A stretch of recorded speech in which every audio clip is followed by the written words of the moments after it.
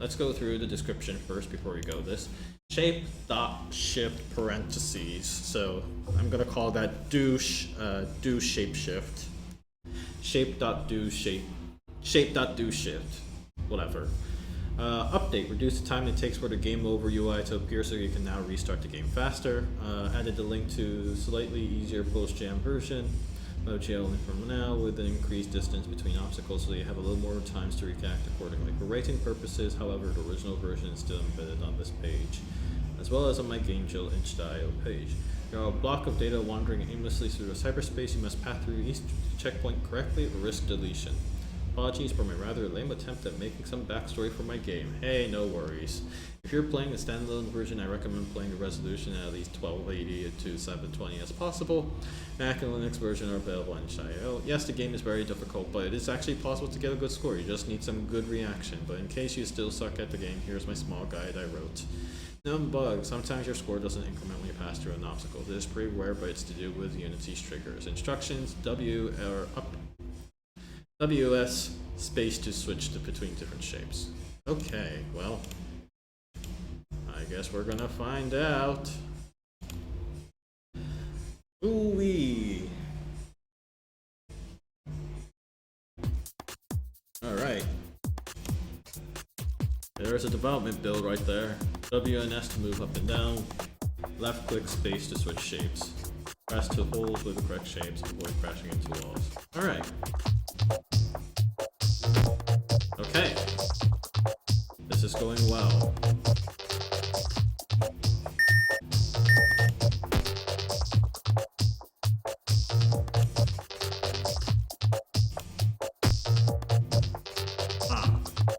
I kind of wish those holes were a little bigger.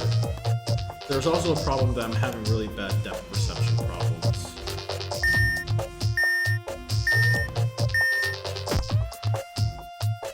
Yeah, it seems like this is on the track too, right?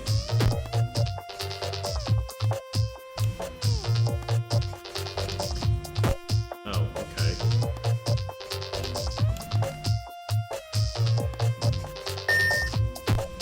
Okay. This is not happening, man.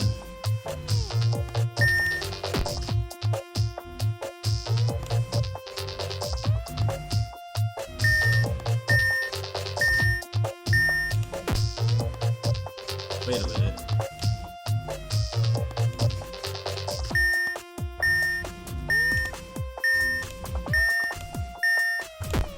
Oh, okay. That's how it works. That's not pleasant in my opinion. Alright, that happened too. Oh, okay.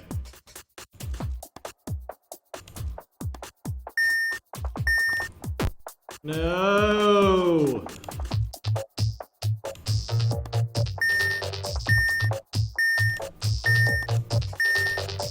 Alright, that was on me.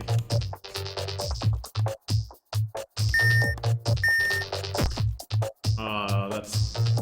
See, the fact that you have to get it directly in the center, I'm not a fan of. Oh, okay. Fine, that was on me, I give you that. That was also on me!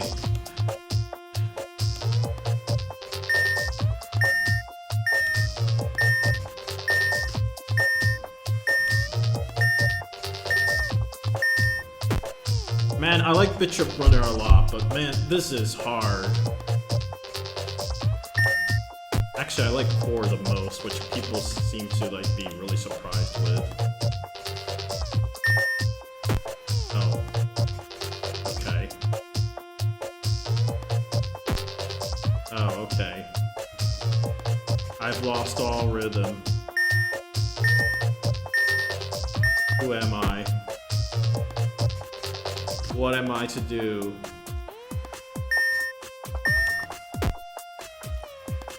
Nope, it's not happening anymore. Sorry guys, this is TVGS fails day.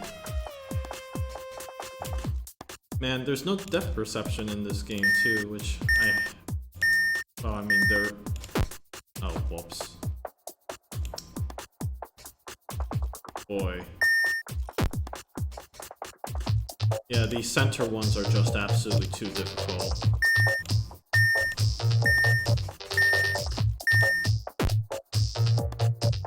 Wow. This is Flappy Bird for the ages, people.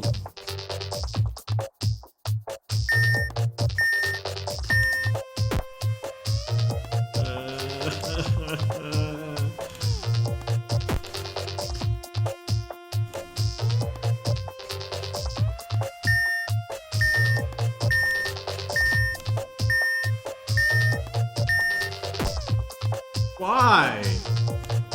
Now that actually really frustrated me.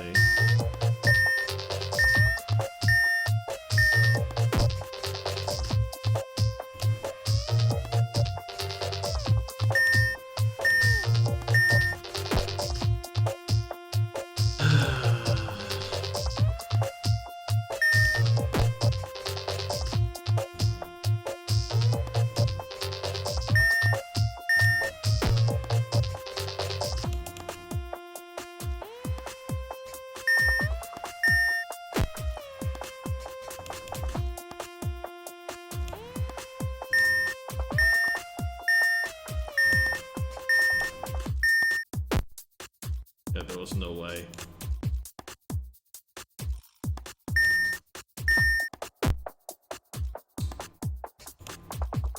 Last time.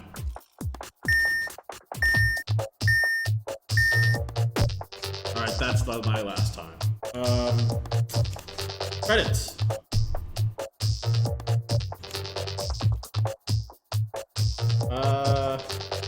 Art, code, sound by Jason. Ian. Liquid Crystal by Chase Fab. Music Going Deep by Section 31. Alright, cool. Got it.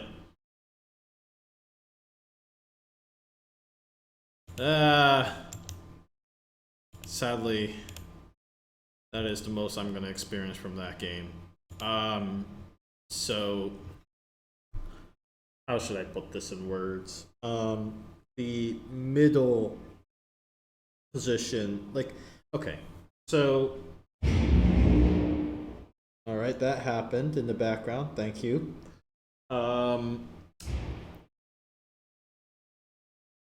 The shape-shifting part is, I think, fine. The fact that you have 3 different tracks is, I believe, tracks as in, like, you know, places that you had to go through is fine. The controls with the up and down is currently analog, which I'm not a fan of in the slightest. With being able to, like, pinpoint exactly where the center is without any guiding lines is really difficult to judge and is often very frustrating. So I'm personally not a fan of that. I'm also personally not a fan of the fact that the space enclosed in between are so small that anytime you gotta jump from the topmost track to the bottommost track, or vice versa, is, I think, really hard to do and really hard to predict. So I would have liked it if there was a little more leeway there.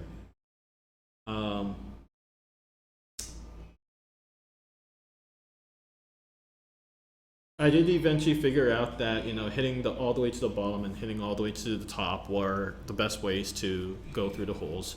The middles were by and far evil because of analog controls, makes that incredibly difficult to get yourself centered properly, and with no guiding lines, that means that I had to absolutely guess.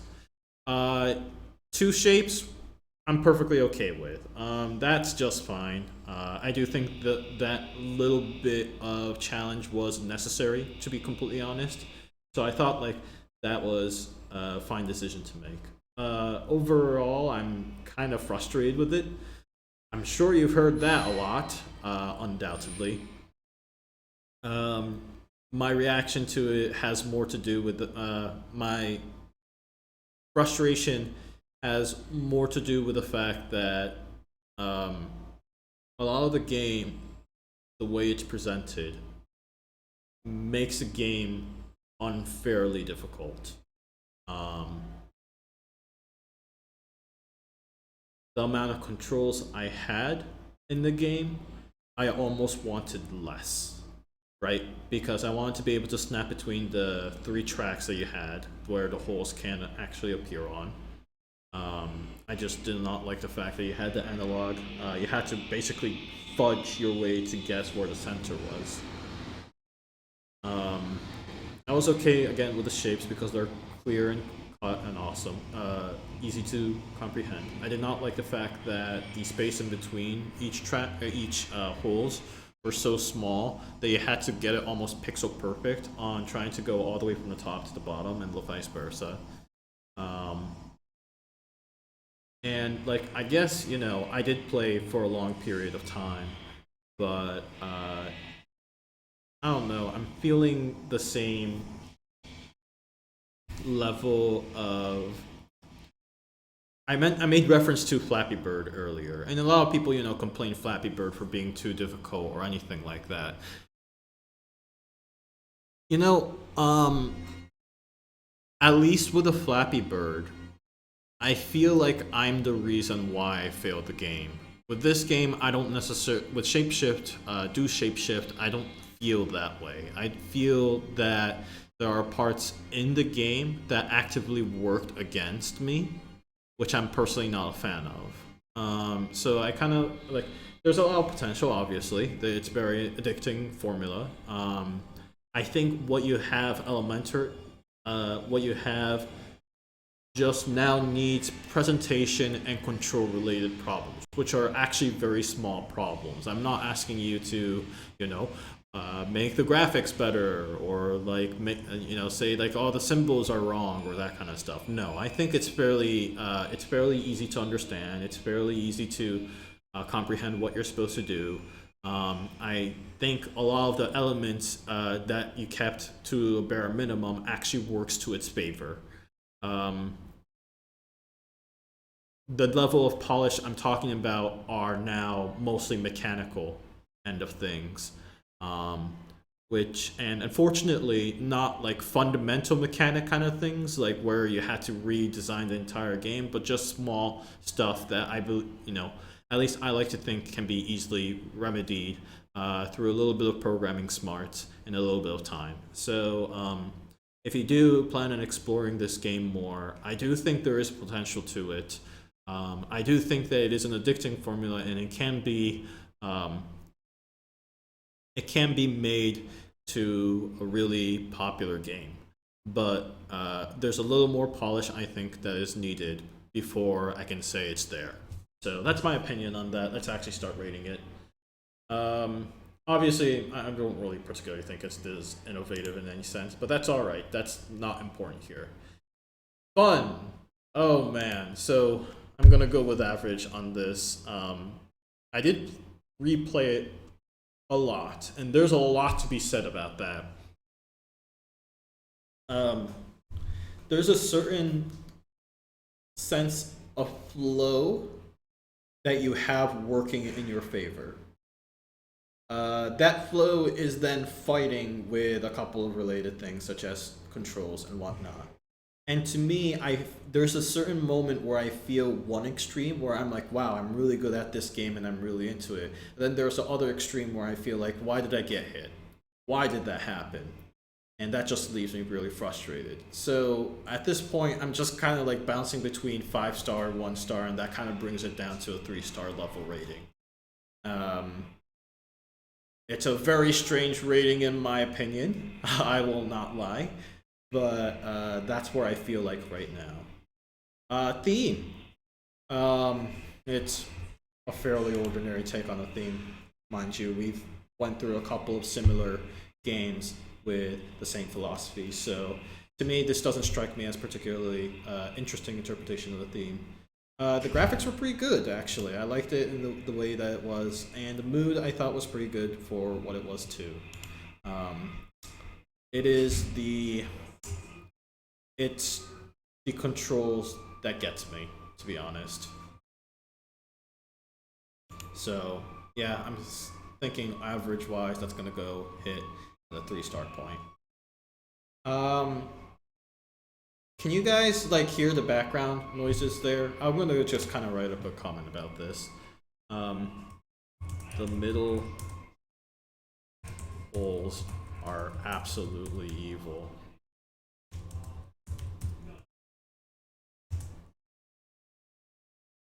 I thought this game was really addicting, despite and the fact that you kept things to a minimum.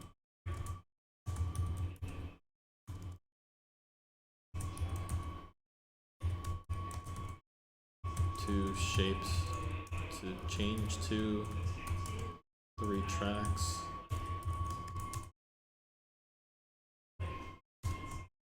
Helped the game immensely.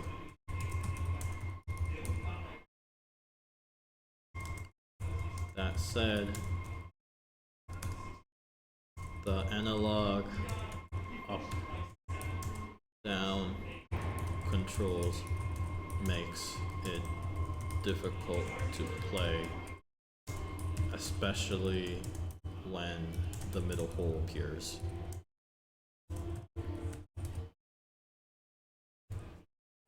Also think the game could be a little more forgiving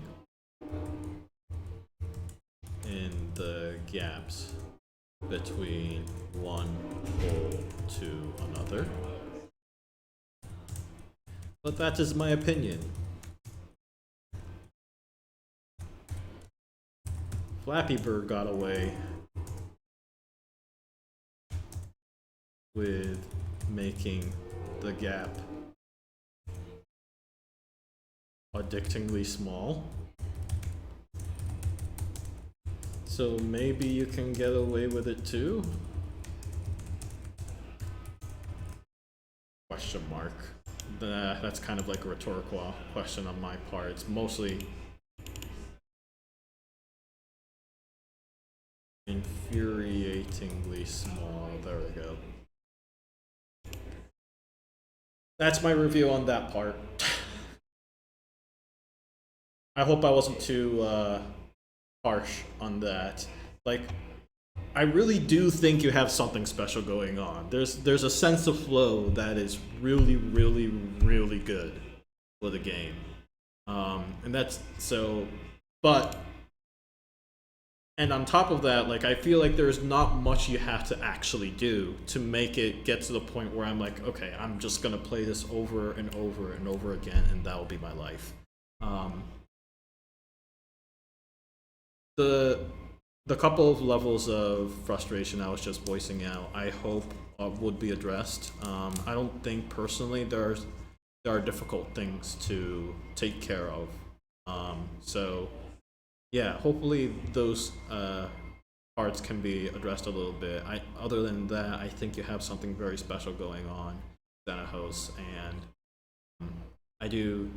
If you do plan on revisiting it, and I hope you do, because there's something special there, that you go over and cover some very simple parts that I was not a fan of. That's just it.